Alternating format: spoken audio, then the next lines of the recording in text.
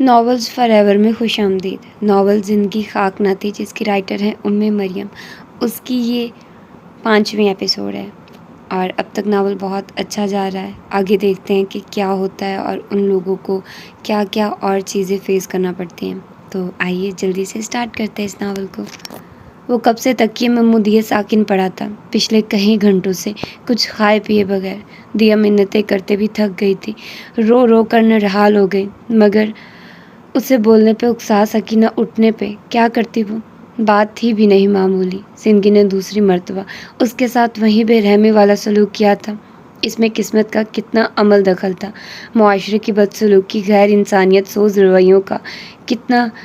دیا کی مفلوج ہو جانے والی صلاحیتیں سمجھنے اور جاننے سے قاصر تھی۔ ابھی چند دن قبل تو وہ بہت خوش تھا، اسے بتا رہا تھا اس اتنی مشقت سے اس کی جان چھوٹ رہی ہے۔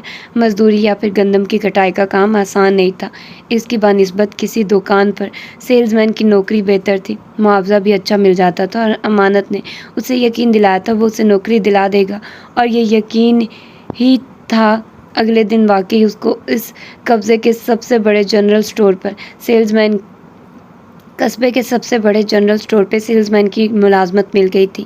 6,000 ماہوار پر یہ بھی بہت تھا۔ ابھی وہ دونوں ڈھنگ سے شکر ادا کر پائے تھے، نہ ہی پرسکون ہو سکے کہ ایسا دھچکا لگا تھا جس نے ذہنی طور پر مفلوج اور بیکار کر ڈالا۔ مستقیم کی ملازمت کے تیسرے دن دکان میں رات کے وقت ڈاکہ پڑا تھا اور الزام مستقیم پہ آ گیا تھا۔ ابھی وہ اس شوق سے باہر نہیں نکلا تھا کہ مالک دکان سمیت دیگر نے مل کر اسے زبانی کلامی لعن طعن کے ساتھ زودو کو بھی کرنا شروع کر دیا۔ وہ شوق تو تھا ہی، بفر سا گیا تو پھر سنبھالنے میں نہیں رہا تھا۔ اب وہ 8 سال پہلے کا کمزور اور نوعمر لڑکا تو تھا نہیں کہ یہ دنیا اس کے ساتھ بدسلوکی کا رویہ اپناتی اور وہ بے بس تماشا دیکھتا رہتا۔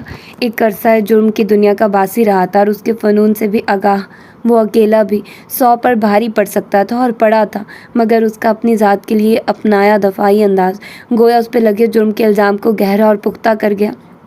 اس کا پیشہ ورانہ مجرمانہ بدمعاشانہ انداز کافی تھا، نہ جرم ثابت کرانے کو لازمی طور پر اسے پولیس کے حوالے کیا جاتا اگر جو امانت بیچ بچاؤ نہ کراتا۔ آگے ہرجانہ اس نے بھرا تھا اور اس کی خلاصی کرائی، مگر اس کے اندر کی دنیا تہو بالا ہو گئی تھی۔ دنیا نے ثابت کیا تھا وہ آج بھی اتنی ہی شفاق ہے، اسی قدر بے رحم۔ وہ مجرم نہیں تھا، محض اس پر اس لیے الزام دھر دیا گیا کہ وہ نیا تھا، کوئی واضح اور مستحکم حیثیت نہیں رکھتا تھا، اور ایسے میں اگر امانت نہ ہوتا، اس نقصان کو پورا کر کے اس کی جان نہ چھڑواتا تو کتنے سوال تھے جو پن بن کر چپتے تھے۔ کیسی شرمندگی تھی جو اسے دیا سے بھی نگاہیں چار نہ کرنے دیتی تھی۔ کیا سمجھے گی وہ کہ میں نے واقعی کیا یہ سب؟ اس کا دل پھر پوری دنیا کو آگ لگانے کو چاہنے لگا، ویسی ہی آگ جو دنیا نے دوسری مرتبہ اس کے لیے برزخ کی صورت دکھائی تھی۔ وہ سسکتا تھا، وہ تڑپتا تھا، مگر اس اذیت سے چھٹکارا نہیں ملتا تھا۔ ایسی مایوسی، دلگیری اور وحشت کی گھڑیوں میں اس نے وہ حرکت کی تھی جو اس نے تب بھی نہیں کی جب پہلی بار اس پہ الزام لگا تھا۔ تب بھی وہ اتنا دل برداشتہ نہیں ہوا تھا جتنا اب ہرٹ ہوا۔ جبھی تو اس نے دیا کا بھی کچھ نہیں سوچا، نہ اپنے دنیا میں آنے والے بچے کا۔ اس نے خودکشی کر لی تھی۔ یہ اس کی مایوسی کی انتہا تھی، یہ اس کی اذیت کی اور دلگیری کی بھی انتہا تھی۔ شام کو یادوں کے آنگن میں اتر جاتا ہوں اور اس بزم سے پھر رکھتے سحر جاتا ہوں۔ مجھ کو مقصود ہے ہر حال میں راحت تیری، بوجھ ہوں گر تو تیرے دل سے اتر جاتا ہوں۔ میں تو قائم ہوں ابھی عہد وفا پر اپنے، گر تجھے راس نہیں ہے تو مکر جاتا ہوں۔ پتہ نہیں وہ کیوں بچ گیا تھا، پتہ نہیں اسے بچا کر ابھی اور کتنی ذلت مسلط کرنی باقی تھی۔ وہ اللہ سے بھی شاکی ہونے لگا۔ دیا کا رو رو کر سسک کے برا حال تھا، مگر اب اسے اپنے سوا اور کسی پہ رحم نہ آتا تھا۔ اس سے بڑھ کر دنیا میں کوئی بد نصیب نہیں تھا، یہ طے ہو گیا تھا۔ دیا بھی نہیں، کم از کم اس پر جھوٹے الزام تو نہ لگے تھے۔ الزام وہ بھی جھوٹا، بہت تکلیف، بہت اذیت کا باعث ہے۔ وہ تو دوسری مرتبہ اسی صورتحال سے گزرا تھا۔ کیوں، کیسے، اس پر غور کیے بنا فرصت اور ضرورت بھی کسے تھی؟ آپ نے ایسا کیوں کیا تھا مستقیم؟ دیا اس کی پٹی سے لگی حال سے بے حال تھی، مگر اس کی چپ ٹوٹتی ہی نہ تھی۔ کیا آپ کو مجھ پہ یقین نہ تھا؟ وہ شاکی ہوئی۔ خود سے بڑھ کر اعتبار کرتی ہوں آپ پر۔ پھر وہ جیسے بنا کہے اس کا درد جان گئی تھی، سمجھ گئی تھی۔ مستقیم کو اس ساری اذیت ناک سچویشن میں پہلی بار تھوڑی سی راحت اور سکون کا احساس ہوا، یوں جیسے گھور تاریکی میں کہیں کوئی مہم سی روشنی چمک اٹھے اور زندگی کا احساس دلائے۔ میرا نہیں تو اپنے بچے کا سوچا ہوتا مستقیم، کیا آپ کو اس سے بھی محبت نہیں ہے؟ وہ گھٹ گھٹ کے رو رہی تھی۔ مستقیم نے کچھ کہے بغیر اسے اپنے بازو کے حصار میں لے لیا۔ بس کریے بھابھی، وہ آلریڈی اپسیٹ ہے، حوصلہ دیں اسے بس، امانت نے ٹوکا تھا جو فروٹ کے شاپرز اٹھائے ابھی وہاں آیا تھا۔ دیا جھجک کر مستقیم سے الگ ہوئی اور اپنا دوپٹہ درست کرنے لگی، البتہ اس کے چہرے پر ناگواری کا تاثر بہت گہرا تھا۔ کچھ کھا لو مستقیم اور خود کو سنبھالو، اس طرح کے معاملات نئے نہیں ہیں جنہیں ہم ہینڈل نہ کر سکیں، وہ رسان سے کہہ رہا تھا۔ دیا اسے گھورتی رہی، اس کی نظروں کا انداز تند تھا اور ان میں بے تحاشا تلخی بھری ہوئی تھی۔ ہونٹ اس نے ایسے بھینچ رکھے تھے جیسے بامشکل خود کو کچھ سخت کہنے سے روک رہی تھی۔ امانت سیب کاٹ کر پلیٹ میں رکھ رہا تھا، پھر اس کی جانب بڑھائی۔ آپ بھی لے لیں بھابھی۔ دیا کا تنفر مزید بڑھ گیا۔ کچھ کہے بغیر وہ ایک جھٹکے سے اٹھ کر وہاں سے چلی گئی۔ جب تک امانت موجود رہا وہ جیسے کانٹوں پر لڑتی رہی تھی۔ اس کے جاتے ہی دھپ دھپ کرتی اندر آ گئی۔ آپ اسے فی الفور یہاں آنے سے منع کریے، ہمیں اس کا کوئی احسان نہیں چاہیے۔ اندر آتے ہی وہ تڑک گئی تھی اور پیر پٹک کر اپنا مطالبہ اس کے سامنے رکھا تھا۔ اس کا یہ مطالبہ کلینک سے واپس گھر آ کے اور شدت پکڑ گیا تھا۔ وہ ہرگز بھی امانت کو برداشت کرنے پر آمادہ نہیں تھی۔ وہ میرا محسن ہے دیا۔ محسن؟ وہ چیخی، اس کی آواز صدمے سے پھٹ گئی تھی۔ مستقیم حیران رہ گیا۔ اس نقب زن کے ہاتھوں اتنا بڑا دھوکہ کھا کر بھی اسے محسن سمجھتے ہیں آپ خلیفہ؟ اس نے بے حد تلخی میں آتے ہوئے کہا تھا۔ مستقیم پہلے حیران نظر آیا، پھر اس ایسے تنبیہی انداز میں گھورا۔ دیا تم پلیز خلیفہ، دوست اور دشمن کی پہچان کرنی سیکھ لیں۔ یہ سب کیا دھرا امانت کا ہے، اور کیوں کیا ہے یہ بھی بتاؤں آپ کو؟ وہ جیسے رو دینے کو تھی، بلکہ رو ہی پڑی تھی۔ خلیفہ نے تادیبی نظروں سے اسے گھورا۔ بدگمانی کی کوئی حد بھی ہوتی ہے دیا، اور نفرت کی بھی۔ یہ نفرت ہے نہ بدگمانی، حقیقت ہے، اسی لیے چاہتی ہوں کہ اس سے کنارہ کریے۔ وہ اب کے چیخی نہیں تھی، منت پہ اتر آئی تھی۔ خلیفہ کچھ کہے بغیر اسے سر نظروں سے تکتا رہا۔ دیا کو اس کی انہی نظروں سے دکھ ہوا تھا جو اس کا یقین کرنے کو تیار نظر نہیں آتی تھی۔ آپ کو اعتبار نہیں ہے نا میرا؟ وہ سسکنے لگی۔ مستقیم نے نگاہ کا زاویہ بدل لیا۔ اس کا دماغ معاف تھا، البتہ اسے دیا پہ ضرور غصہ آ رہا تھا جو اسے اس مرحلے پر بھی ٹیز کر رہی تھی۔ پتہ نہیں کیا ہو گیا تھا اسے، ہمیشہ اس کا ساتھ نبھانے والی یہاں کیوں خیال نہیں کر رہی تھی؟ مجھے اکیلا چھوڑ دو دیا پلیز۔ اس نے سر ہاتھوں میں لے لیا، وہ چیخ پڑا تھا۔ دیا یکلخت سہم کر رہ گئی۔ اس نے خوف چھلکاتی نظروں سے خلیفہ مستقیم کو دیکھا جو ہیجان زدہ لگ رہا تھا۔ وہ سب کچھ بھول بھال کر اس کی جانب لپکی۔ کیا ہوا مستقیم آپ کو؟ وہ جیسے ہی قریب آئی اور اسے چھوا، مستقیم نے اسی اسٹرائک کیفیت کے زیر اثر اسے زور سے جھٹکا دیا۔ میں نے کہا مجھے اکیلا چھوڑ دو، تمہیں سنتا نہیں ہے؟ سرخ آنکھوں سے اسے گھرتا وہ حلق کے بل گھر آیا۔ دیا کی سراسمگی کچھ اور بڑھی۔ اسے یاد آیا مستقیم ایسے ہی ڈپریشن میں پہلے بھی خودکشی کر چکا تھا۔ آپ کو میری بات بری لگی؟ آئی ایم سوری خلیفہ، معاف کر دیں پلیز پلیز، معاف کر دیں، آئندہ نہیں کہوں گی ہر وہ بات جو آپ کو بری لگے، آئی سویئر، پرومس۔ دونوں ہاتھ جوڑ کر وہ بے اختیار رو پڑی۔ مستقیم سرخ دہکتی مگر نم آنکھوں سے اسے دیکھتا رہا، پھر کچھ کہے بغیر اسے بازوؤں میں بھر کے خود میں سمو لیا۔ دونوں دکھی تھے، دونوں رو رہے تھے، اور اس وقت دونوں ہی ایک دوسرے کی ڈھارس اور سہارا تھے۔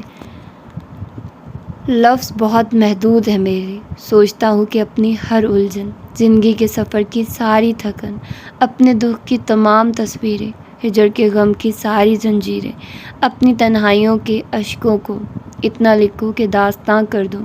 ہاں مگر بے بسی یہ ہے، لفظ تھوڑے ہیں، زخم زیادہ ہیں۔ پیپل کے درخت میں چڑیا چہچہاتی تھی۔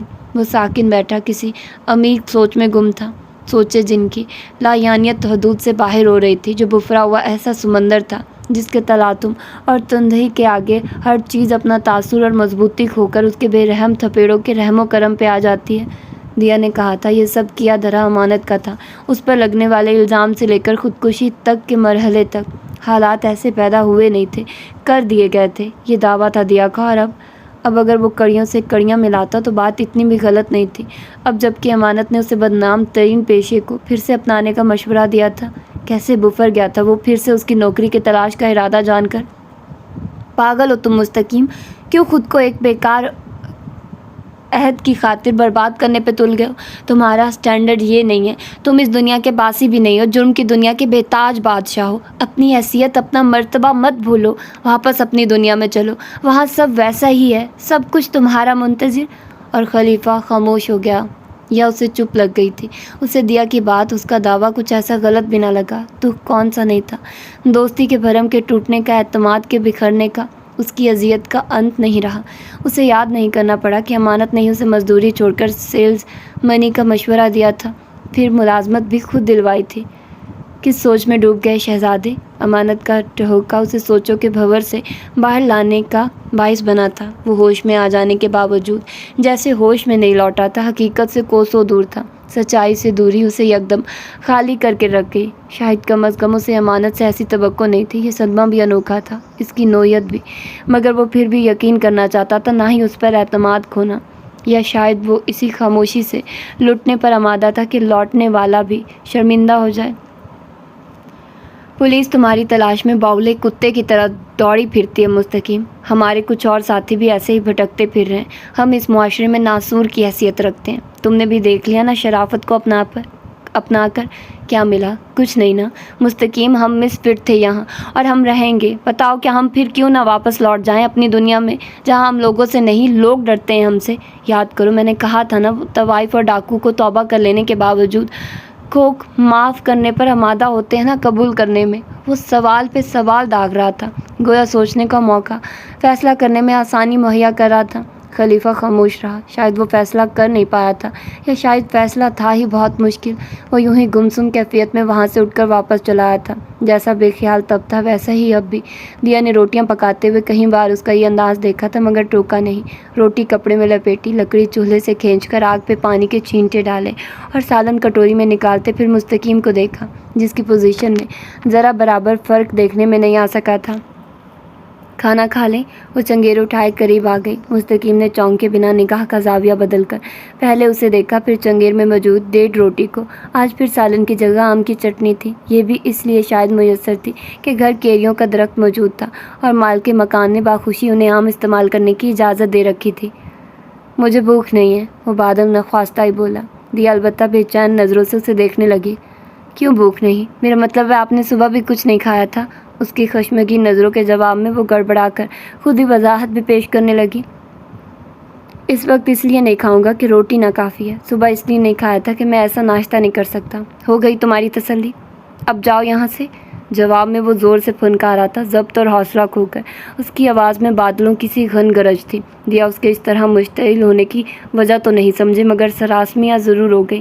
اسے قطعی سمجھ نہیں آ سکی اب جواب میں کیا کہے، جبھی آنکھیں بے بسی کے شدید احساس سمیت آنسوؤں سے لبریز ہو گئی تھی۔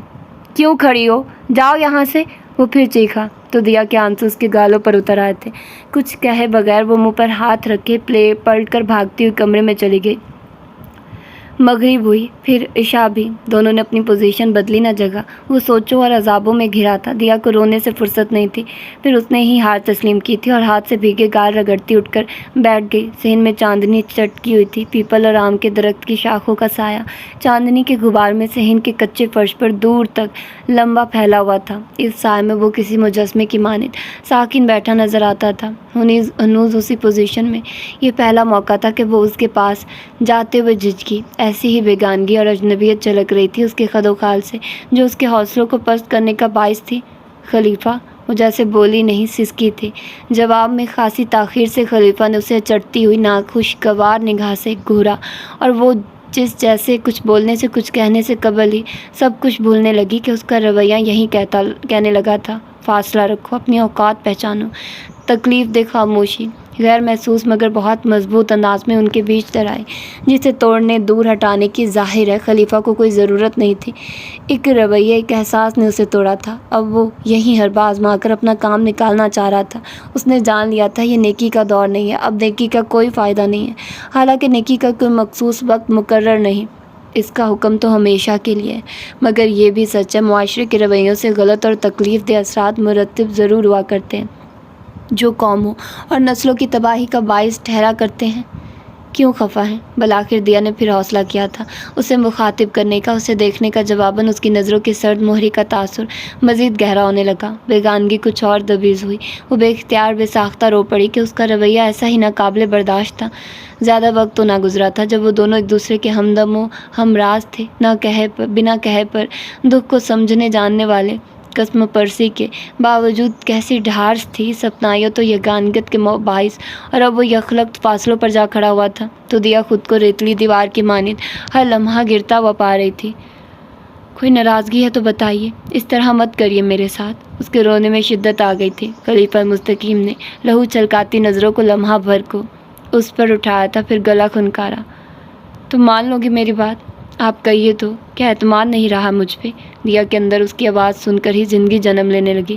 اس نے پنجوں کے بل بیٹھتے ہوئے اپنے دونوں ہاتھ اس کے گھٹنوں پہ رکھ دیے تھے اور منتظر سوالیہ نگاہوں سے مستقیم کو تکنے لگی۔ امانت نے ایک پرپوزل دیا تھا مجھے، میں اسے ایکسیپٹ کر چکا ہوں۔ اس سے نگاہیں چار کیے بنا وہ قدرے دھیمے لہجے میں کہہ رہا تھا۔ دیا کی نظروں کا استجاب و اشتیاق خوف کی چادر میں سمیٹنے لگا۔ کیسا پرپوزل؟ آواز اس کے حلق سے پھنس کر نکلی تھی۔ خوف چہرے کے خد و خال سے بھی چھلک پڑا۔ دوبارہ مس کرو کی سربراہی کا پرپوزل؟ وہ اب بھی اس سے نگاہ ملائے بغیر بولا تھا اور کرتے کی جیب سے سگریٹ نکال کر سلگانے کے بعد کش لینا شروع کر دیا، جبکہ وہ فقط چہرے کے ساتھ منہ پہ ہاتھ رکھے زمین پر ٹھہر کر رہ گئی۔ اس کا دماغ سائیں سائیں کرتا تھا اور تنے ہوئے ذہن کی نسیں جیسے پھٹنے کے قریب ہونے لگی۔ صدمہ و شوق کا گہرا احساس اس کی آنکھوں میں پھر سے آنسو بھرتا چلا گیا۔ کتنی دیر وہ پتھرائی ہوئی آنکھوں کے ساتھ مستقیم کی بے نیازی کو تکتی رہی تھی، پھر ضبط ہو کر زاروں قطار رو پڑی۔ آپ ایسا کیسے کر سکتے ہیں مستقیم؟ آپ نے وعدہ کیا تھا مجھ سے کہ… چپ ہو جاؤ دیا، فار گاڈ سیک نام مت لینا میرے سامنے کسی وعدے و عہد کا۔ سنا تم نے؟ سنا؟ وہ مشتعل ہو کر کہتا ایک جھٹکے سے کھڑا ہو کر حلق کے بل چیخا۔ اس طرح کہ دیا سہمی ہوئی چپ ہو کر اسے دیکھنے لگی۔ اس کے غسیلے اور بفرے ہوئے انداز نے دیا کو حواس باختہ کر دیا تھا۔ کیا مل گیا تمہیں شرافت کی اس زندگی سے؟ بولو، مجھے تو کچھ نظر نہیں آیا۔ میں نے تو آج تک اتنا جانا، میرے لیے شرافت کے نام نہاد سرٹیفکیٹ کے ساتھ یہاں کوئی جگہ، کوئی عزت نہیں، جبکہ میں مزید تمہاری نہیں مان سکتا۔ دوسرے لفظوں میں تمہاری غلامی نہیں کر سکتا۔ میں ناکام ہوا جب بھی پرانے راستوں پر لوٹ رہا ہوں۔ تم اتفاق نہ کرو مگر تمہارے اپنوں نے بھی یہی جتلایا تمہیں کہ ان کی زندگیوں میں ان کے سیٹ اپ ہی ہماری جگہ نہیں۔ اب بھی اگر تم نہ سمجھو تو میں کیا کر سکتا ہوں؟ اس کا لہجہ ہنوز تند اور غسیلا تھا۔ اس کے خد و خال میں تناؤ کی کیفیت بڑھتی جا رہی تھی۔ دیا آنسو بہاتی آنکھوں کے ساتھ اسے چیختے چلاتے سنتی رہی۔ ہمیشہ نرمی سے بات کرنے والا، پیار اور شرارت سے چھیڑنے والا، باتوں باتوں میں معنی خیز جملے کہنے والا، اس وقت کیسا تلخ اور بد لحاظ ہو رہا تھا۔ دیا کا ذہن اس کے اس روپ کو قبول کرنے سے قاصر تھا۔ دکھ بھی کوئی نہیں تھا، نہ صدمہ۔ وہ کس دکھ پہ آنسو بہاتی اور کسے چھوڑ دیتی؟ آج پہلی بار اس نے دیا کو اس کے والدین کی بے حسی کا طعنہ دیا تھا۔ آج جب وہ خود ایک غلط اور ناجائز کام کی پھر سے ٹھان چکا تھا۔ ان کے تعلق کے بیچ سے محبت، اپنائیت، مان کب کیسے ختم ہو گیا معلوم ہی نہ ہوا تھا۔ سرخ چہرے کے ساتھ ضبط کی شدت سمیت نچلا لب کاٹتی وہ رحم طلب نظروں سے اسے دیکھنے لگی۔ میں نے کہا تھا نا کہ امانت، فضول باتیں مت کرو۔ مجھے امانت نے نہیں، اس دنیا کے بے رحم اصولوں نے مجبور کیا ہے واپسی پر۔ وہ اس کی بات کاٹ کر اسے گھورتے ہوئے چلایا۔ دیا نے ہچکی سی بھری۔ اس سے لگا یہ موقع اگر اس نے گنوا دیا، اپنے حصے کی جنگ نہ لڑی تو سب کچھ تباہ و برباد ہونے میں دیر نہیں لگے گی۔ اس کی ہمتیں سلب ہو رہی تھی، توانائیاں زائل، مگر وہ پھر بھی جدوجہد میں مصروف رہی۔ حالات اور دنیا جتنی بھی بے رحم و مستقیم، نیکی اور سچائی پر کاربند رہنا ہی نیکی اور دیانت کی کامیابی ہے۔ ہمیں اس آزمائش میں پورے اترنا ہے۔ یہ حالات ہمیشہ کٹھن نہیں رہیں گے۔ آپ شٹ اپ دیا، انف۔ میرے سامنے یہ لیکچر نہیں جھاڑو، مجھے نیکی کے سبق یاد نہ کرواؤ۔ مجھے آج بھی سب کچھ حسبر ہے، مگر میں اس پر قائم رہنا پسند نہیں کرتا، اس لیے کہ مجھے اس پہ قائم رہنے نہیں دیا جا رہا۔ بات سنو، وہ بھڑک کر زور سے چیخا۔ اس کا فقط چہرہ دیکھ کر لمحہ بھر کو رکا اور لہو رنگ آنکھوں سے اسے گھورتے ہوئے بے رحمی سے پھنکار کر بولا تھا، اگر واپسی کا راستہ میرے لیے کھلا ہے نہ دیا، تو میں اسے تمہارے لیے بھی کھلا چھوڑ رہا ہوں۔ تمہارے والدین نے تمہیں ایکسیپٹ نہیں کیا، مگر وہ تمہیں گھر سے بھی نہیں نکالیں گے۔ اگر میرا ساتھ، میرا فیصلہ تمہیں قبول نہیں تو واپس چلی جاؤ، میں ہرگز برا نہیں مانوں گا۔ اپنی بات مکمل کر کے وہ ایک جھٹکے سے اٹھ کر وہاں سے چلا گیا۔ دیا کا سکتہ ٹوٹا تو وہ تھر تھر کانپتی پھوٹ پھوٹ کر روتی چلی گئی، اور یہ پہلا موقع تھا کہ خلیفہ مستقیم اس کے آنسوؤں سے بے چین ہوا، نہ اسے چپ کرانے کو جتن کر رہا تھا۔ وسعت دشت ہجر دیکھ کے پھر جاتا ہوں، تجھ سے آگے کا سفر دیکھ کے ڈر جاتا ہوں۔ روز ڈھلتے ہوئے سورج کی طرح شام گئے، میں بھی ایک درد کے دریا میں اتر جاتا ہوں۔ وہ بھی چپ چاپ کہیں بیٹھ کے روتی ہوگی، میں بھی راتوں کو اب دیر سے گھر جاتا ہوں، میں نے بھی جرم بغاوت کے ستم جھیلے ہیں، میں بھی اب لوگ جدھر جائیں ادھر جاتا ہوں، چل پڑا ہوں میں اب دنیا کے اصولوں پر، میں بھی اب اپنی باتوں سے مکر جاتا ہوں۔ وہ ساکن لیٹا ہوا تھا، بالکل ساکن، اس کی آنکھوں پر اس کے دونوں بازو دھرے تھے، کوئی نہیں جانتا تھا اس کی قمیض کی آستین کیوں غمناک ہے۔ اس نے غیر محسوس انداز میں پھر بازوؤں کی جنبش سے آنکھوں کو رگڑ کر پہنچا۔ بہت عرصے بعد آج پھر اس کا دل اپنی زندگی کی بربادی پہ ماتم کنا تھا۔ دیا کے سامنے جو اپنا بھرم کھویا تھا، تاثر خراب کیا تھا، اس پر دکھ کا عالم بھی انوکھا ہی تھا۔ وہ ہار گیا تھا، اس نے آج خود اس لڑکی کو دکھ دینے کی انتہا کر دی تھی، جس کی آنکھوں کی نمی اس سے دیکھی نہیں جاتی تھی، لیکن وہ اس کی بات بھی تو نہیں مانتی تھی۔ کیوں تھی وہ اتنی ضدی اور اتنی پارسا؟ نیکی، سچائی اور رسول پرستی کے سارے اسباق اگر پڑھ لیے تھے تو اس پر کاربند کیوں رہنا چاہتی تھی؟ تھا کوئی اس سے بڑھ کے احمق؟ اسے ہنسی آنے لگی۔ ہاں، کبھی وہ بھی تھا نا ایسا ہی احمق۔ دنیا اور ستمگر لوگ اسے بھی اچھائی کے جواب میں برائی سے نواتے رہے تھے اور ہانک ہانک کر برائی کے رستے پہ ڈالتے رہے۔ وہ ضمیر کے آگے شرمسار شرمندہ ہوا پھرتا، مگر کب تک؟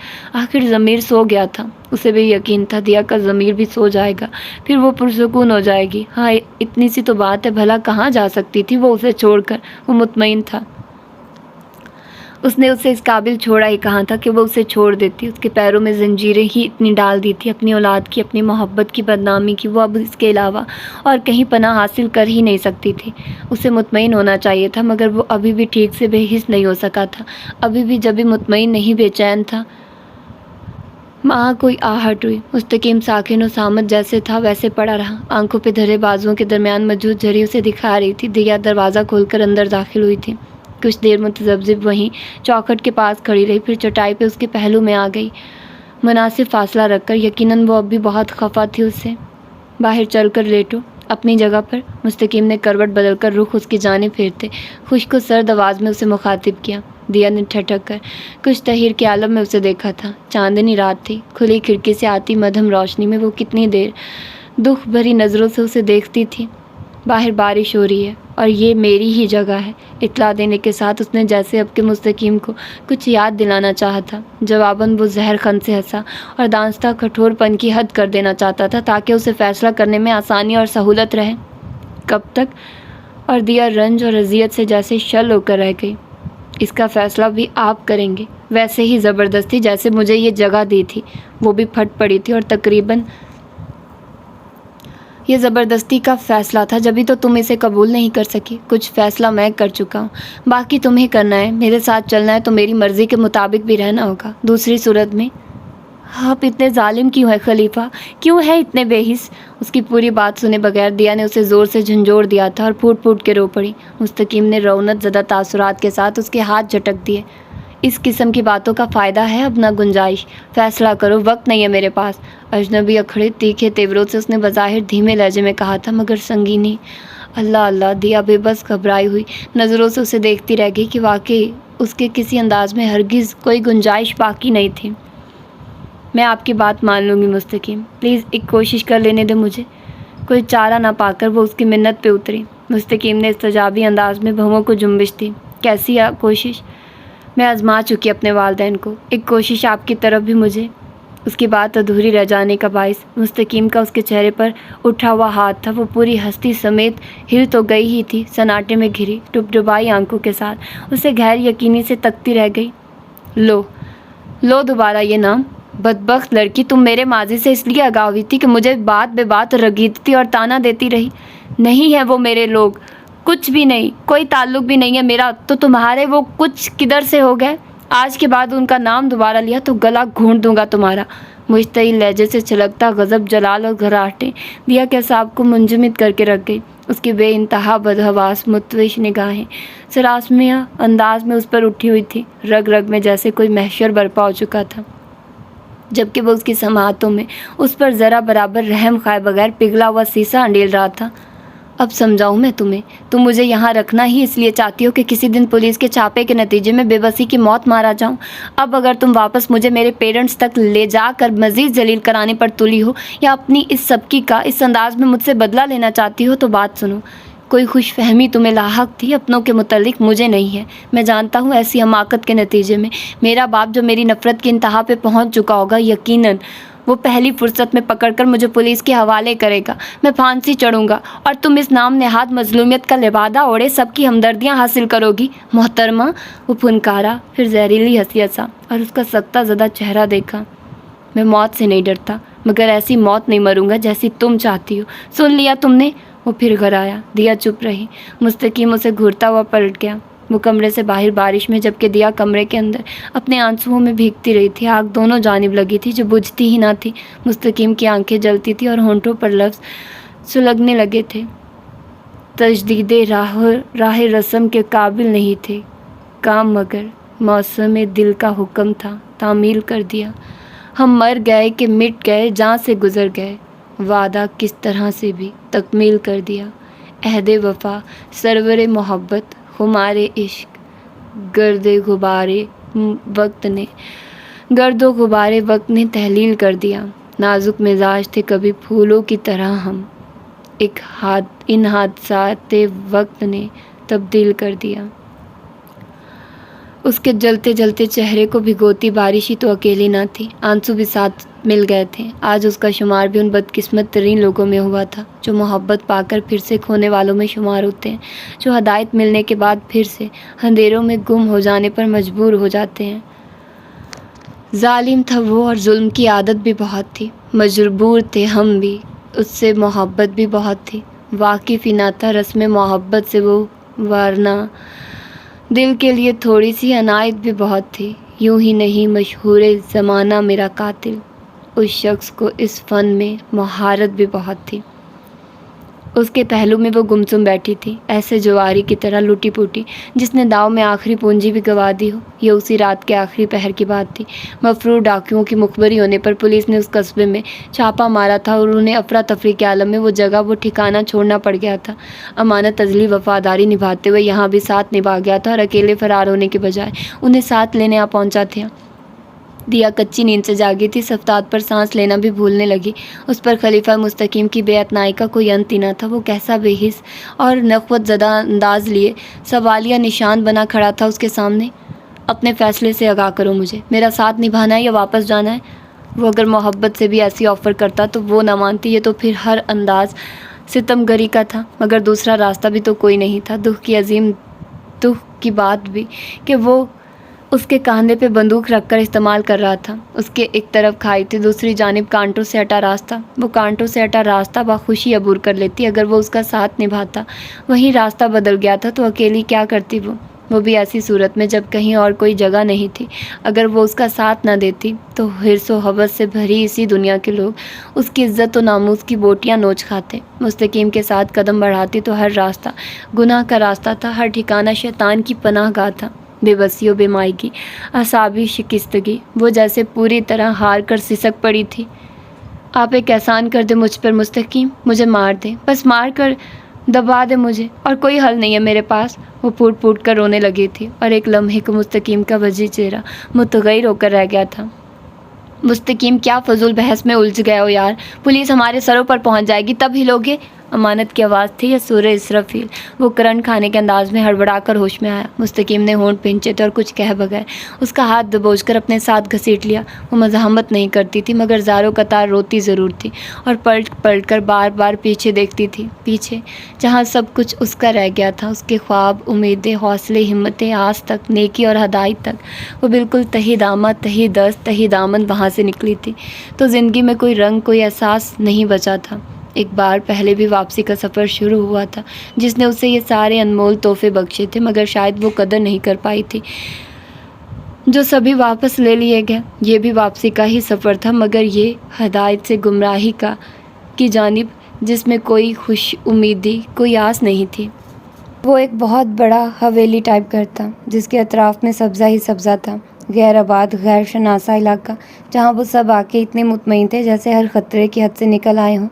سب سے زیادہ شمائل کی چہکاریاں گونجتی تھی، جیسے سچ میں سب کچھ فتح کر لیا ہو۔ اللہ جانے دنیا بھر کی سہولتوں سے مزین یہ عشرت کدہ کہاں سے حاصل کر لیا تھا انہوں نے، یا پھر سارا کچھ پہلے سے منصوبے کے تحت تیار کیا گیا تھا۔ ان کے ٹھاٹھ دیکھنے والے تھے۔ خود مستقیم بھی یکسر تبدیل ہو گیا، لباس سے لے کر حلیے تک۔ اس وقت وہ بلیچ جینز پہ وائٹ ہاف سلیو شرٹ پہنے ہوئے تھا۔ آرمی کٹ سٹائل اور فریش شیو اس کی وجاہتوں اور خوبروئی کو ہی دو آتشہ نہیں کر گئی تھی، اسے مطمئن اور آسودہ بھی ظاہر کرتی تھی۔ ایسے میں ایک واحد دیا تھی جس کے اندر رہی سہی زندگی بھی دم توڑتی جا رہی تھی۔ انہیں یہاں آئے آج دوسرا دن تھا اور پانی کے گھونٹ کے علاوہ اس نے حلق سے کچھ اتار کر نہیں دیا تھا۔ وہ خلیفہ سے خفا تھی، بہت خفا، مگر اسے پرواہ کہاں تھی۔ مجال ہے جو ایک بار کھانے پر اصرار تو دور کی بات اسے دیکھا بھی ہو اس نے، بلکہ شمائل کے لہک کر کہنے پہ، تمہاری ڈیئرسٹ وائف نے صبح ناشتہ کیا نہ کھانا کھایا، کچھ کر سکتے ہو تو کر لو، کے جواب میں اس نے بے نیازی سے کاندھے جھٹک دیے تھے۔ میں کیا کر سکتا ہوں؟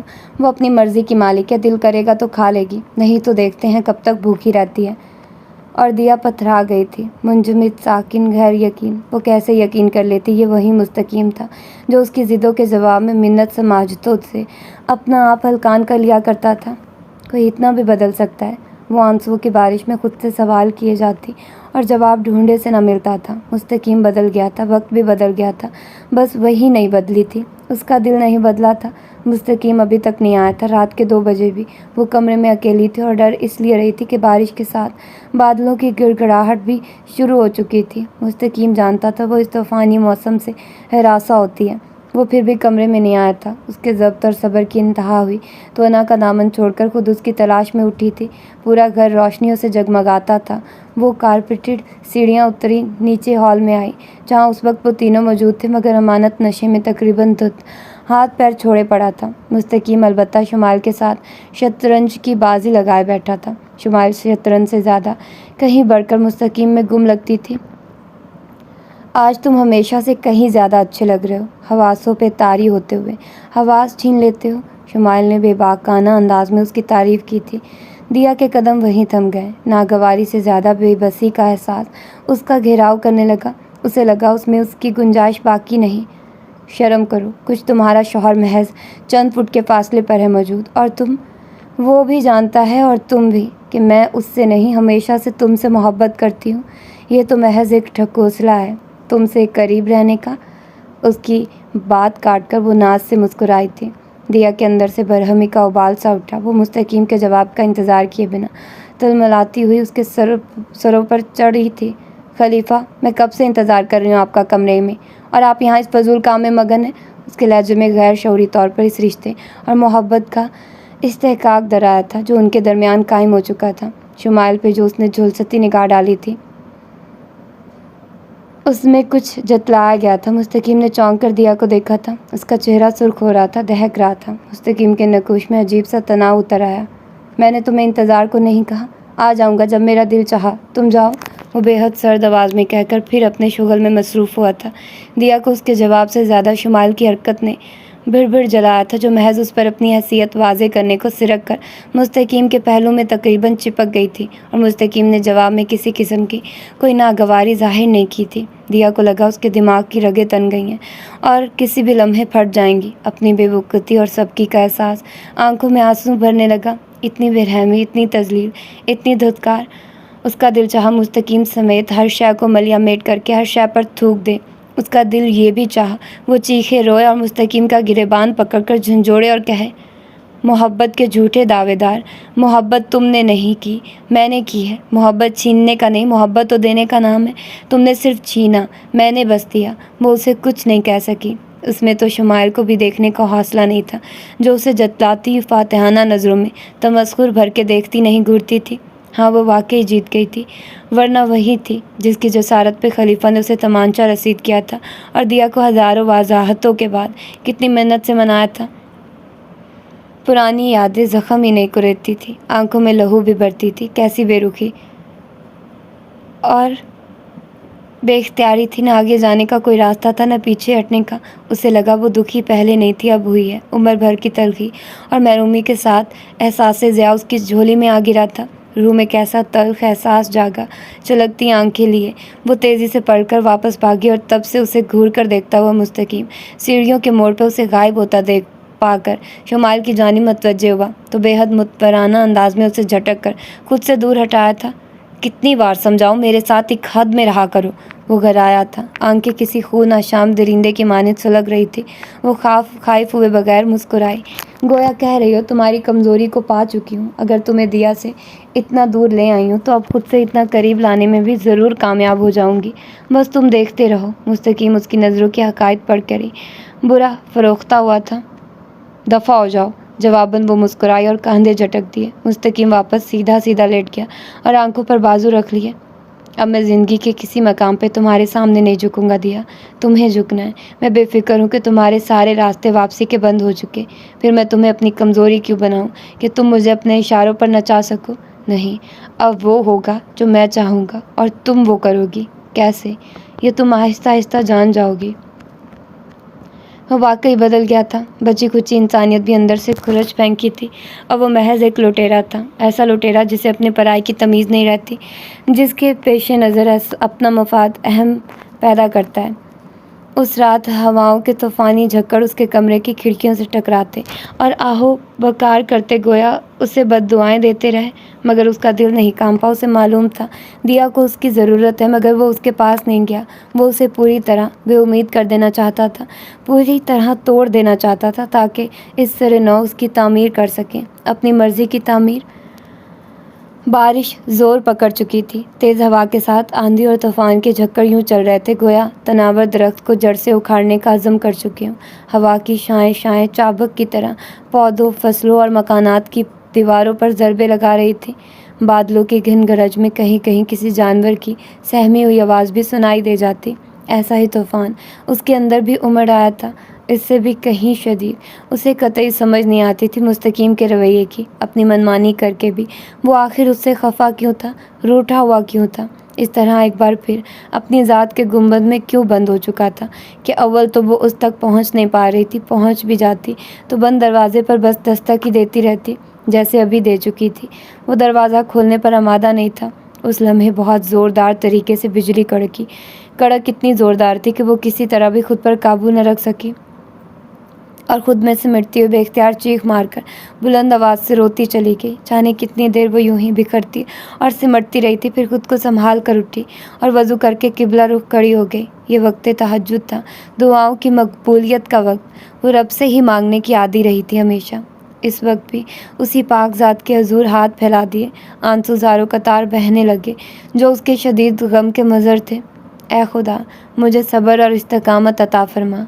ए खुदा, मुझे सब्र और इस्तिकामत अता फरमा। अगर ये आजमाइश है तो सुरखरू होने का मौका दे। अगर जुल्म है तो जालिम के जहन में हदायत और अदल की रोशनी उतार दे। अगर ये मेरे गुनाहों की सज़ा है तो मुझे कफ़ारा अदा करने की तौफीक से नवाज दे। और अगर तेरी रज़ा है, मेरी तकदीर का बाब है, तो फिर मुझे अपनी रज़ा पे राज़ी और खुश होने की तौफीक अता फरमा दे। मालिक, अंधेरे से रोशनी और रोशनी से फिर अंधेरों का सफ़र। मुझे तेरी नाराज़ी और अपनी कोताहों के सिवा कुछ नहीं लगता। मुझे माफ़ फरमा और ऐसे नाजुक वक्त में अकेला ना छोड़। रहनुमाई फरमा और मदद फरमा कि तेरी मदद के बगैर मैं कुछ भी अच्छा नहीं कर पाऊँगी। आंसू भर रहे थे और कल्बो जाग की कसावत धुली जा रही थी। दुआ के बाद वो वहीं कुछ देर के लिए लेट गई तो आंख दोबारा उस वक्त खुली जब सुबह का अंधेरा उजाले में बदल रहा था। दिया ने अजलत में फिर वज़ू किया और नमाज फ़जर अदा की थी। इसके बाद कमरे से निकल आई। उसका रुख किचन की जानिब था। हालात के सामने अगर उसने शिकस्त तस्लीम नहीं भी की थी तो अपनी अकड़ भी बरकरार नहीं रखना चाहती थी। पहले भी उसने खलीफा को मोहब्बत और खिदमत से ही जीता था।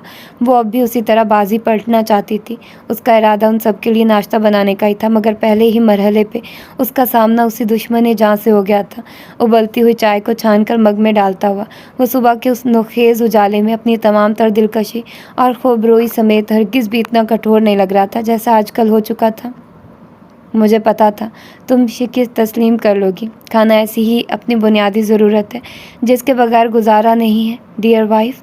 रुख फेरते ही उसे रूबरू पाके वो अच्छा खासा चौंका था, फिर मुस्कुराहट दबाते हुए गोया एक साथ उसे बहुत कुछ जतलाया। दिया नम आंखों से उसे देखती रह गई। अच्छा किया ना, मैंने मिन्नत समाजत में वक्त ज़ाया नहीं किया। वैसे भी अब तुम मेरे बच्चे को अपनी फजूल जिद से क्या नुकसान पहुंचा सकोगी। चंद दिन में फिर वो तुम्हारे कब्ज़े से निकलकर मेरी तहवील में होगा और मैं उसे अपने अंदाज में परवान चढ़ाऊँगा। एक डाकू के बच्चे को उससे बड़ा डाकू बनना चाहिए, है ना?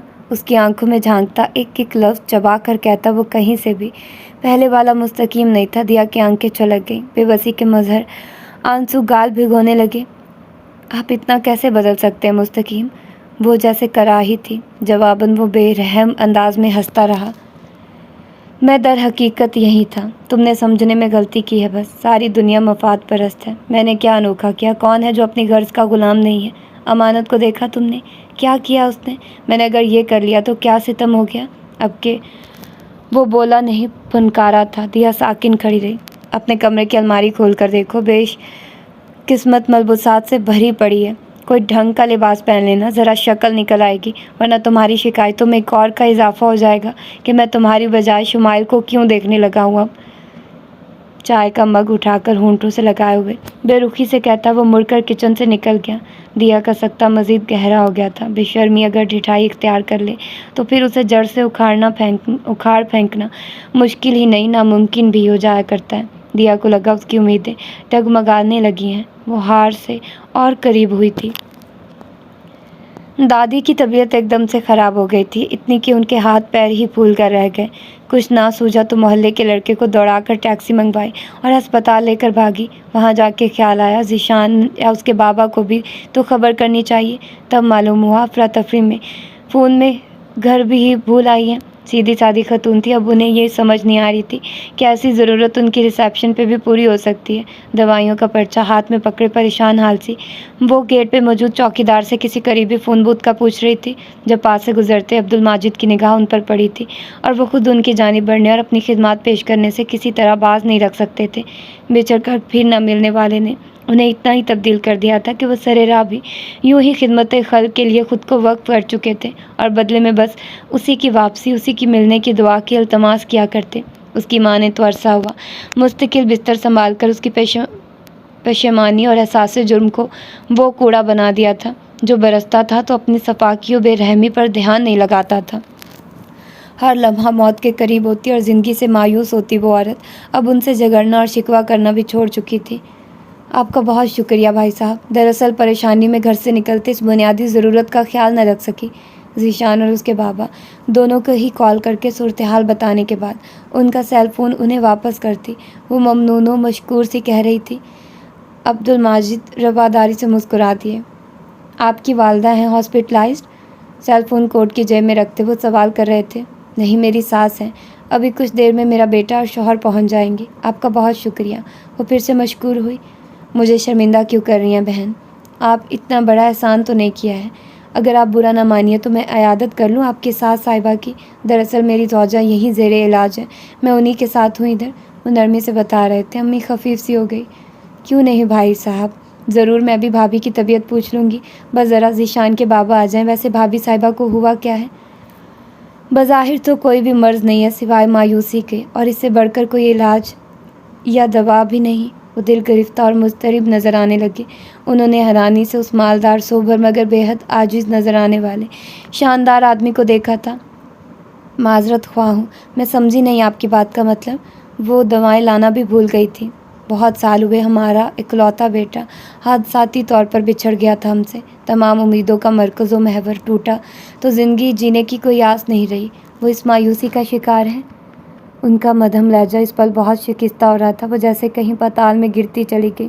بیٹی تو ان کی بھی حادثاتی طور پر ہی بچھڑی تھی ان سے، مگر پھر خدا کا کرم ہوا تھا، ان کی خواہش اور دعا کے بغیر معجزہ ہوا اور وہ واپس بھی مل گئی، جسے خود انہوں نے ٹھکرا دیا، جھٹلا دیا۔ کوئی ایسا بھی کرتا ہے؟ وہ بھی ایک ماں؟ اس سوال کا جواب ہی نہ ملتا تھا۔ ماں ایسا تو نہیں کرتی جو انہوں نے کیا تھا، مائیں تو ایسی بے بس ہوتی ہیں جیسے ابھی اس ماں کی داستانِ علم سنی تھی انہوں نے۔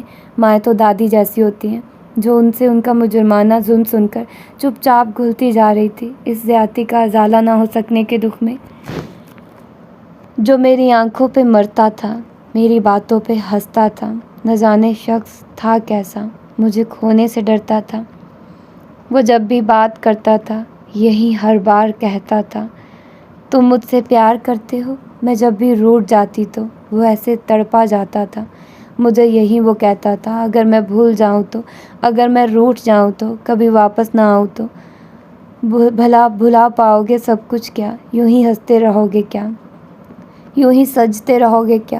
یہی باتیں تھی بس اس کی، یہی یادیں تھی بس اس کی. مجھے معلوم ہے بس اتنا، مجھے وہ پیار کرتا تھا، مجھے کھونے سے ڈرتا تھا. وہ سارے حوصلے اور ہمت مستقیم کے رویے کی بے اتنائی کی ایک ٹھوکر سے ریزہ ریزہ ہو کر بکھری تھی. کچھ اس طرح کہ وہ خود کو سنبھال نہیں سکی تھی اور بستر سے نہیں اٹھ سکی. کچھ اتنے دنوں کی بھوکے رہنے کی نقاہت، باقی اس کی بے اتنائی ہی کافی تھی اسے مار ڈالنے کے لیے. اس کی آنکھیں اس وقت بھی خاموشی سے بہہ رہی تھی. جب خلیفہ مستقیم کسی کام سے اندر آیا تھا، اس پر نگاہ اٹھی تو چند ثانیوں کو جیسے اپنی جگہ سے ہلنے کے قابل بھی نہیں رہا تھا. کیا ہوا ہے تمہیں؟ وہ خود کو اس کے پاس آنے سے روک نہیں سکا. آواز اور چہرے پر عجیب سی بے چارگی کا احساس تھا. کچھ کہے بغیر دیا کی سسکیاں ہچکیوں میں بدلنے لگی. مستقیم بھنچے ہوئے ہونٹوں کے ساتھ اس کے پاس آ کر بیڈ کی پٹی سے ٹک گیا. طے کر رکھا ہے نا کہ مجھ سے مخالف چلنا ہے؟ اتنی ضدی کیوں ہو تم؟ وہ اب بھی نہیں کچھ بولی. اس کے بہتے ہوئے آنسو گویا بیتی بصری کہانی یاد کراتے تھے، جو پکارتا تھا ہر گھڑی، جو جوڑتا تھا لڑی لڑی. کوئی ایسا شخص اگر کبھی مجھے بھول جائے تو کیا کروں؟ وہ اس کی جانب سے رخ پھیر کر گھٹ گھٹ کے رونے لگی. مستقیم ہونٹ بھینچے جیسے بیٹھا تھا ویسے ہی اٹھ کر چلا گیا. دیا کے بہتے آنسو منجمد ہونے لگے. اس نے جانا تھا شاید اب مستقیم کو اس کی بالکل بھی ضرورت نہیں رہی تھی. یہ احساس بہت روحان سا کر دینے والا تھا، بہت گہرائی تک خالی کر دینے والا، مار ڈالنے کو کافی. میرا محسن وفا کا یوں صلہ مانگتا ہے جیسے سورج کی جگنوں سے ضیاء مانگتا ہے. میرے بے نور خیالوں کو اجالا دے کر وہ میرے کچے گھروندوں کا دیا مانگتا ہے. ماندے دل جسے سینے میں دھڑکتا پاؤں، جانے کیوں مجھ سے بچھڑنے کی دعا مانگتا ہے. ازل سے جس کو محبت کا پیغمبر جانا، وہ میری بے لوث محبت سے پناہ مانگتا ہے. وہ جانتا تھا محبت کے سبھی اوقاف رموز، پھر بھی اس کھیل میں مجھ سے نفع مانگتا ہے. اس کی طبیعت خراب ہو رہی تھی مگر وہ خلیفہ سے کچھ کہنے میں متحمل تھی. اسے سمجھ نہیں آتی تھی اب کیا ہوگا. کیا وہ اسے ہاسپٹل لے جا سکتا تھا یا پھر یہیں کسی لیڈی ڈاکٹر کا انتظام کرتا؟ اس کے اندر بغاوت سر اٹھا رہی تھی، ایسی بغاوت جو اس کے ساتھ ساتھ مستقیم کو بھی برباد کر دے. ایسا پچھتاوا جو عمر بھر ساتھ رہے. وہ اس کے بیٹے کو اپنے جیسا بنانا چاہتا تھا، یعنی ڈاکو، لٹیرا، غاصب، چور. یہی نہیں چاہتی تھی وہ اپنے ساتھ وہ اس بچے کو بھی مار ڈالے گی. مستقیم کی بد عہدی، بے وفائی کو اسے اس سے بڑھ کر کیا سزا مل سکتی تھی؟ دکھ اور مایوسی نے اسے جنونی بنا ڈالا تھا. اس کے پہلو میں درد کی لہریں اٹھ رہی تھی جنہیں خود پر ضبط کرتی وہ برداشت کر رہی تھی، مگر اس کی یہ ہیجانی کیفیت زیادہ دیر برقرار نہیں رہ سکی. اس نے اپنے آس پاس مخصوص ہلچل اور افراتفری سی محسوس کی. اسے سمجھنے میں، جاننے میں قطعی دشواری نہیں ہوئی. ٹھکانہ بدل لینے کے بعد یہ پہلا موقع تھا کہ وہ لوگ اس ارادے سے نکلنے والے تھے، خود خلیفہ بھی، یعنی ایسی کیفیت میں جبکہ اسے دیا کی طبیعت خرابی کا بھی علم نہیں تھا. اس کا یہاں سے کہیں گھنٹوں کے لیے غائب ہو جانے کا خیال بہت ہی سنسنی خیز خوف میں مبتلا کر دینے والا تھا. دیا کو اپنی کچھ لمحوں قبل کی شدید سوچ یکسر بھول گئی. خلیفہ، وہ بہت عجلت میں اندر آیا تھا اپنے ہی کسی کام سے. جب دیا نے بے ساختہ اسے پکارا وہ رکا تھا مگر پلٹ کر اسے نہیں دیکھا اور آگے بڑھ کر الماری کے پاس جا کر کھڑا ہو گیا. اس کی آواز، کہاں جا رہے ہیں؟ اس کی آواز خدشات، خوف اور تکلیف کی شدت سے کانپتی تھی. جب ایک بات کا پتہ ہے تو پھر بیکار سوالوں کا مقصد؟ خلیفہ پہلے ہی چڑا بیٹھا تھا، اسی لحاظ سے عمدہ جواب دیا. دیا نے برا نہیں منایا، آگے بڑھ کر اس کے قریب آ گئی. جہاں بھی جا رہے ہیں مستقیم، مت جائیے، میری طبیعت ٹھیک نہیں ہے. اس کی آواز ہی نہیں کانپتی تھی، وہ خود بھی لرز رہی تھی. اس کا زرد ہوا چہرہ ہر لمحہ پسینوں میں ڈوب رہا تھا. مستقیم اسے دیکھتے ہوئے چونک کر رہ گیا. تم نے پہلے کیوں نہیں بتایا مجھے؟ اس کے لہجے میں، انداز میں جھنجھلاہٹ اتر آئی. دیا نے جواب نہیں دیا، ہونٹ کاٹتی رہی، درد سہتی رہی. رکو ذرا، آتا ہوں میں. وہ تیزی سے پلٹا تھا. جب دیا گھبراہٹ زدہ انداز میں اس کے بازو سے لپٹ گئی تھی. مجھے چھوڑ کے مت جائیے مستقیم، مجھے بہت ڈر لگ رہا ہے. وہ جیسے بلکی تھی. مستقیم اسی لحاظ سے جھلا گیا. پاگل ہو دیا، چھوڑو مجھے. وہ اس پر برسا تھا، پھر پوری قوت سے وہیں کھڑا کھڑا دھاڑا. شمائل، شمائل. دیا کھڑے سے لڑکھڑا کر نیچے بیٹھ گئی. مستقیم فطری طور پر اضطراب کا شکار ہوا تھا. دیا سنبھالو خود کو، شمائل ہے نا، وہ لیڈی ہیلتھ ورکر رہ چکی ہے، یہ اس کے لیے مشکل کام نہیں ہوگا. وہ لمبے لمبے سانس بھر رہی تھی جب مستقیم نے اس کے پسینوں میں بھیگتا چہرہ تھپ تھپا کر تسلی سے نوازا تھا. یہی وہ لمحہ تھا جب امانت کے ساتھ شمائل نے بھی اندر قدم رکھا تھا اور دیا کے اوپر محض ایک نگاہ ڈال کر ہی وہ صورتحال کو سمجھ کر جیسے مسکرانے لگی تھی. اس کا مطلب تمہارا بچہ بالآخر آ رہا ہے دنیا میں؟ اس کے لہجے میں عجیب سی کاٹ، تلخی اور چبھن کے ساتھ رقابت کا بھی احساس تھا، جسے ظاہر ہے مستقیم نہیں سمجھ سکتا تھا۔ تم اسے ہینڈل کر سکتی ہو شمائلیہ؟ کیسی باتیں کرتے ہو خلیفہ مستقیم، بے فکر ہو کر جاؤ، واپسی پر خوشخبری تمہاری منتظر ہوگی۔ اس کی آنکھوں میں ایک عجیب سی چمک اتر آئی۔ بے فکر ہو کر جاؤ، ایسی جیسے اپنا شکار جال میں پھنستا دیکھ کر کسی درندے کی آنکھوں میں اتر آیا کرتی ہے۔ دیا کی یوں ہی بے قرار سی نگاہ اس پر جا پڑی جو وحشت بھرا خوف سمیٹ لائی۔ اس نے بے اختیار خلیفہ کا ہاتھ اپنے کامتے ہاتھ میں دبوچا تھا۔ مجھے ہاسپٹل لے جائیے مستقیم۔ دماغ ٹھیک ہے؟ جو حالت ہے تمہاری اور جتنا دور ہے ہاسپٹل، راستے میں ہی جان ہار دو گی۔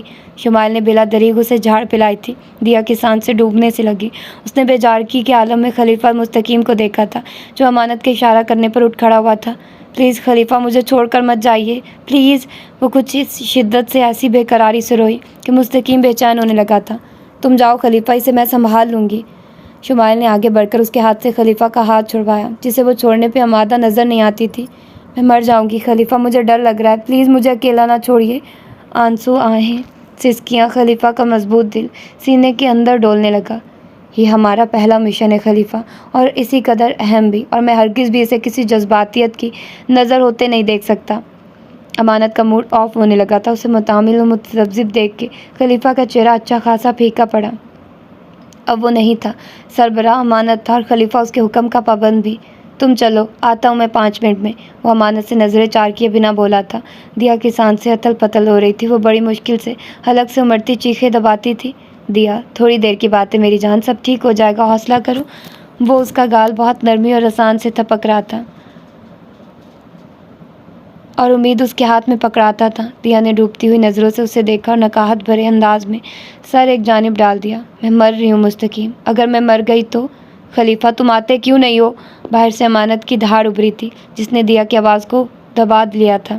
اللہ سب بہتر کرے گا، بس ہمت سے کام لینا، پھر ملیں گے، فی امان اللہ۔ وہ اس کا ہاتھ دبا کر پھر اسے چومتا ہوا پلٹ کر تیز قدموں سے باہر نکل گیا۔ دیا کی آنکھیں حیرت سے پھیل گئی، یوں جیسے یقین نہ آتا ہو وہ ایسی بے بسی کی کیفیت میں چھوڑ کے جا سکتا ہے۔ اس کے چہرے پر ہیجان سا در آیا، درندوں کی بستی میں اپنے تنہا رہ جانے کے وحشت انگیز خیال کے باعث۔ شمائل اسے اپنے جانب آتی نظر آئی تو اس پہ موت کی غشی طاری ہونے لگی۔ اسے وہ مسیحا نہیں، موت کا فرشتہ لگی تھی جو جان لے کر ہی ٹلتا ہے۔ وہ اس کی نفرت، اس کی قدرت اور رقابت محسوس کر چکی تھی۔ اسے لگا تھا اس بے رحم شفاق عورت کو کھل کر کھیلنے کا موقع میسر آ گیا ہو۔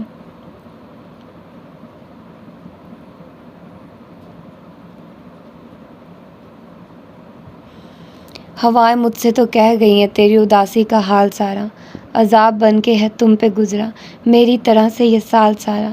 یہ آئینے کی دکان سجا کر تم اس نگر میں تو آ گئے ہو، یہ پتھروں سے بنے ہیں چہرے بکھیر ڈالے نہ مال سارا۔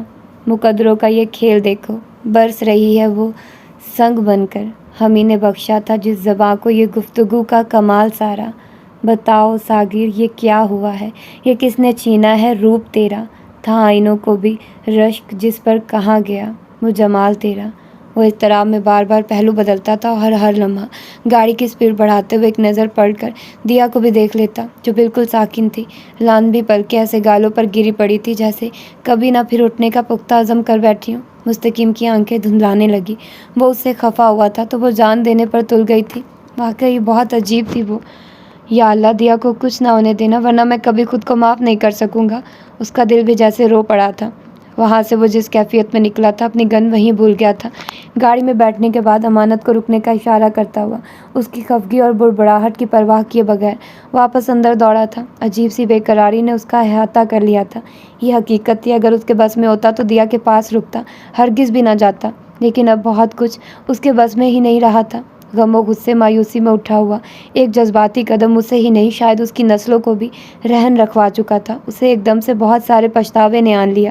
اس کا دل چاہا ہر شے پر لعنت بھیجے اور دیا کو لے کر وہاں سے بھاگ جائے۔ اللہ کے لیے رحم کرو مجھ پہ، میں نے تمہارا کچھ نہیں بگاڑا، میری تم سے کوئی دشمنی بھی نہیں، پھر کس بات کا بدلہ لے رہی ہو مجھ سے؟ ابھی وہ دروازے کے قریب پہنچا ہی تھا جب اس نے دیا کی درد میں ڈوبی آنسوؤں سے بھیگی نکاہت زدہ سے سکتی آواز سنی تھی۔ اسے کیا سمجھ آئی وہ اس طرح سے گڑ گڑ کر کس کی منت کر سکتی ہے؟ किस बात का बदला ले रही हूँ तुमसे? बदबख्त औरत, तुमसे बढ़कर भी कोई गासिब होगा। खलीफा छीना है तुमने मुझसे। मेरी मोहब्बत है वो, तुम्हारी आम से कबल तक। अगर वो मेरा नहीं था तो किसी और का भी तो ना था। ये इत्मीनान काफ़ी था मेरे लिए, मगर तुमने कब्ज़ा कर लिया उस पर। दिन रात कांटों पर सोई हूँ इस ख्याल के साथ कि वो तुमसे करीब होगा। लम्हा लम्हा जहर पिया है और इस दिन का इंतज़ार किया, अब रहम करूँ तुम पर। वह ज़यानी कह के लगा रहा था और लगा रही थी और दरवाजे के बाहर खलीफा मुस्तकीम पत्थर बनता जा रहा था, यहाँ तक कि उसे दिया की बिलकती हुई करबलूत सिसकियाँ भी होश में नहीं ला सकी थी। मैं हाथ भी नहीं लगाऊंगी तुम्हें तो कत्ल कैसे मेरे सर होगा तुम्हारा? तुम मर जाओगी तो खलीफा मुस्तकीम को मेरा होने से कौन रोक सकेगा? अंदाज़ा करो, अगर मैं अपनी हिकमत अमली से अमानत से अलग हो जाने वाले खलीफा को फिर से वापस ला सकती हूँ तो मैं अगला कदम कैसे नहीं उठा सकती। वो शैतान की हरकारा बनी समातों में आग उतार रही थी। वो बहुत हड़बड़ाकर होश में आया जब उसने दिया की घुटी घुटी चीख सुनी थी और इसके बाद शुमाइल के वहशियाना कह के फिर खलीफा को याद नहीं रहा था उसने शुमाइल की क्या दुर्गत बनाई या नीम बेहोश दिया को वहाँ से उठाकर कैसे वापस गेट तक पहुँचा था। बाहर निकल जाओ गाड़ी से अमानत, वरना मैं कोई लिहाज नहीं करूँगा। दिया को पिछली सीट पर लिटाने के बाद उसने अमानत के एक साथी से झपट कर राइफल छीन ली थी और उन्हें निशाने की जद पर ले लिया। उसकी आंखों में खून उतरा हुआ था और लहजा व अंदाज मरने मारने पर अमाता। अमानत अगर मामले को नहीं भी समझा तब भी उसने मसलहत कोशी से उसके हुक्म की तामील की थी और साथियों समेत उतरकर साइड पर खड़ा हो गया। मुस्तकीम ने राइफल फेंकी और गाड़ी की ड्राइविंग सीट संभाल ली। अगले लम्हे गाड़ी फराटे भर रही थी। सफ़र तवील था और जानलेवा इंतज़ार दिया की जगह वो खुद को मरता हुआ महसूस कर रहा था। रात की तारीखी अपने स्याह पर समेटकर सुबह के उजाले का इस्तकबाल कर रही थी और सूरज धीरे धीरे उफक से उभर रहा था जब उसकी गाड़ी हॉस्पिटल के अहाते में दाखिल हो रही थी। इसके बाद की कार्रवाई अजलत भरी और मामूल के मुताबिक थी। उसे कुछ फॉर्म्स फिल करने को दिए गए और फौरी पेमेंट का तकाजा भी किया गया। जल्दी करिए मिस्टर, आपकी मिसिस की हालत शदीद ख़तरे में है। बहुत ज़्यादा ताख़ीर हो जाने के बायस उनकी जान को ख़तरा है। फौरी ऑपरेशन न किया गया तो खुदा न खास्ता। पेमेंट के नाम पे उसके चेहरे पर इज़्तिराब फैलता देखकर लेडी डॉक्टर ने उसके हाथ पैर कुछ और फैला दिए। मगर मेरे पास फ़िलहाल कैश नहीं है, मगर मैं पेमेंट करूँगा। एक्चुअली मिस्टर मुस्तकीम, खून की भी अशीद ज़रूरत है, आप ब्लड का अरेंज करिए। मुस्तकीम हॉनको की तरह से सर उठाए खड़ा रह गया। वहाँ कुछ ख्याल आने पर वो बाहर भागा था। लैब से पता करवाने के बावजूद खून का इंतज़ाम नहीं हो सका। डॉक्टर ने खून न मिलने की सूरत में दिया कि तब से मायूसी का इजहार किया था और वो रोने वाला होने लगा था। उसकी इसी परेशानी को देखते हुए रिसेप्शन पर मौजूद मार्सी नर्स ने उसे एक और हॉस्पिटल का बताया था ताकि वो वहाँ से अरेंज कर सके। मुस्तकीम वहाँ से निकला तो उसे लगता था न सर के ऊपर आसमान है, न पैरों तले ज़मीन। अगर दिया को कुछ हो जाता तो उसके लिए कुल कायनात ख़त्म हो जाती। गोया बदहवासी, सरासमगी और घबराहट का ये आलम था कि वो राह चलते लोगों से टकराता फिर रहा था और जब वो चौथी बार किसी से टकराया तो जवाब में उसे अपना नाम सुनने को मिला था। बजाय कोसने या माजरत के वो चौंका, ठटका और बेसाख्ता पलटा। सामने मौजूद बारिश चेहरा उसकी आंसुओं से धुंधलाती आंखों में गैर वाज़ेह रहा था। वो उस लर्जती आवाज़ की गैर यकीनी इस्तजाब और ताहीर को भी महसूस करने से कासिर रहा था और सरशारी को भी। तुम मुस्तकीम ही हो ना, मेरे खलीफा मुस्तकीम, मेरे बेटे, मेरे लगते जिगर। उस जानी पहचान अमेज ताहिर थी। मुस्तकीम का दिमाग सही काम नहीं कर रहा था, उसका ज़हन माउफ था। उससे इस पल दिया के अलावा सब कुछ भूला हुआ था। आसान अल्फाज के मायने तक वो आगे बढ़े थे और उसका चेहरा अपने हाथों में ले लिया जो लर्ज रहे थे। आंखें बहर पड़ी थी। गैर यकीनी ने यकीन की मंजिल को पाया। गवाही दिल की थी। अगले लम्हे वो उसे गले लगाकर रो पड़े थे। मुझे माफ़ कर दो मेरे बेटे, तुम्हारा बाप बहुत शर्मिंदा है।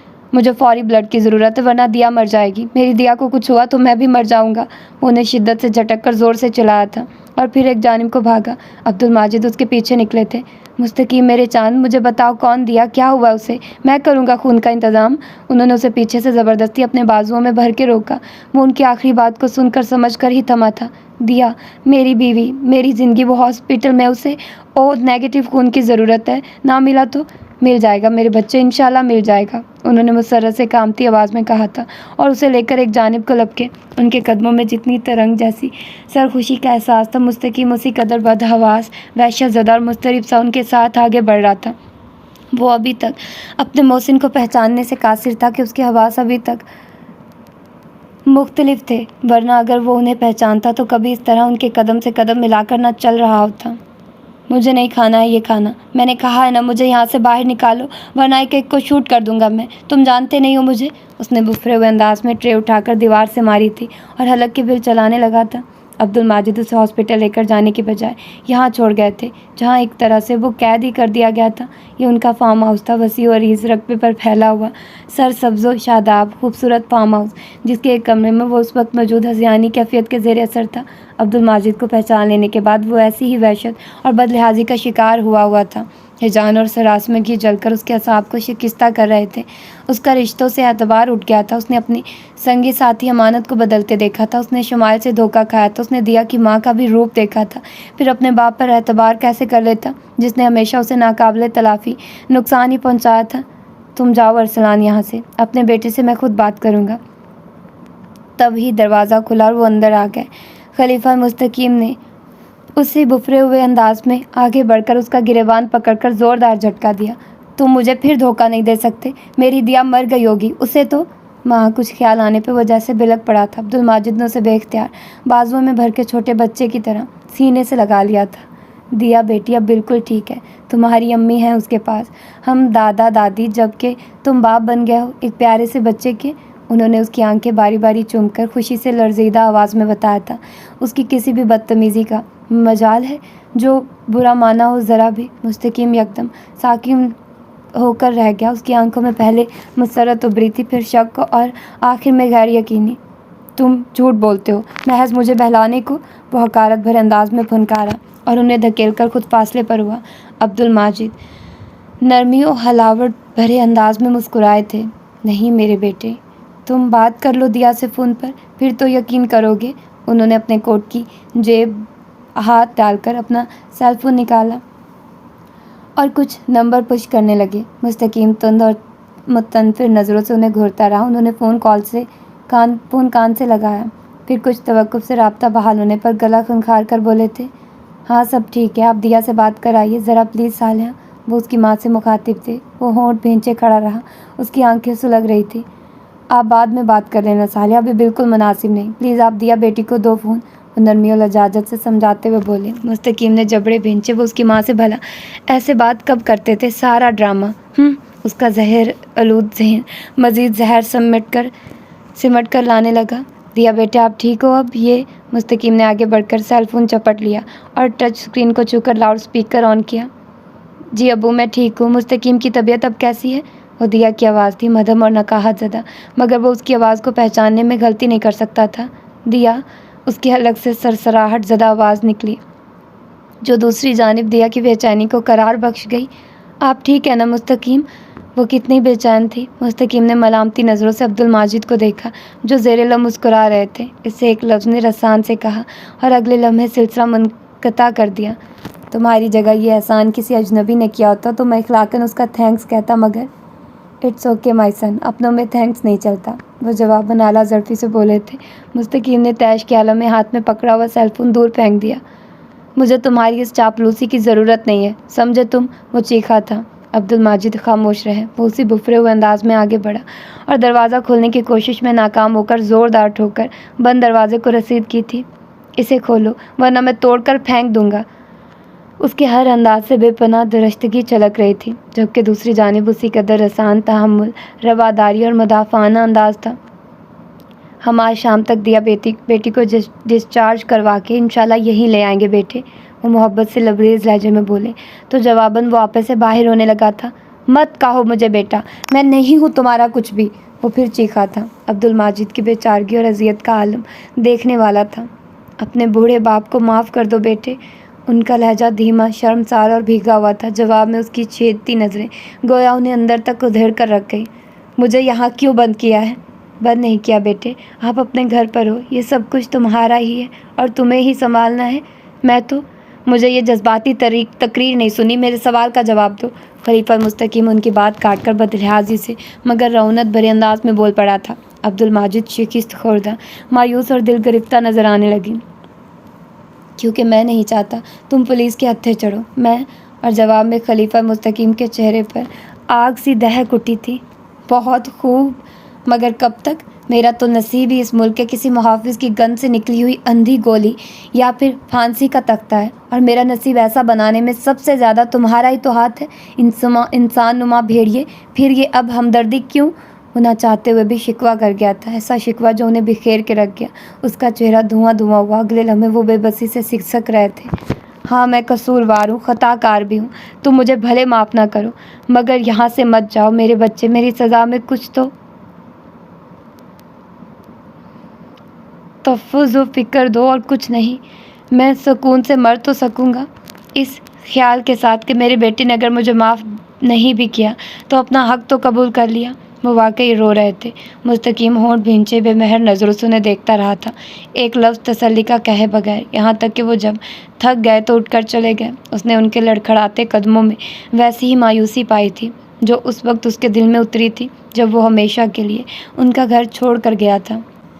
تو یہ تھی اس کی 5ویں اور سیکنڈ لاسٹ ایپیسوڈ۔ یقیناً آپ لوگوں نے انجوائے کیا ہوگا اس ایپیسوڈ کو، اور آپ لوگوں کو مزہ آیا ہوگا کہ کیسے وہ اپنی فیملی کے ساتھ ملتا ہے اور کس طرح سے وہ اس کو حقیقت پتہ چلتی ہے اور وہ کتنا کٹھور ہو گیا ہوتا ہے درمیان میں۔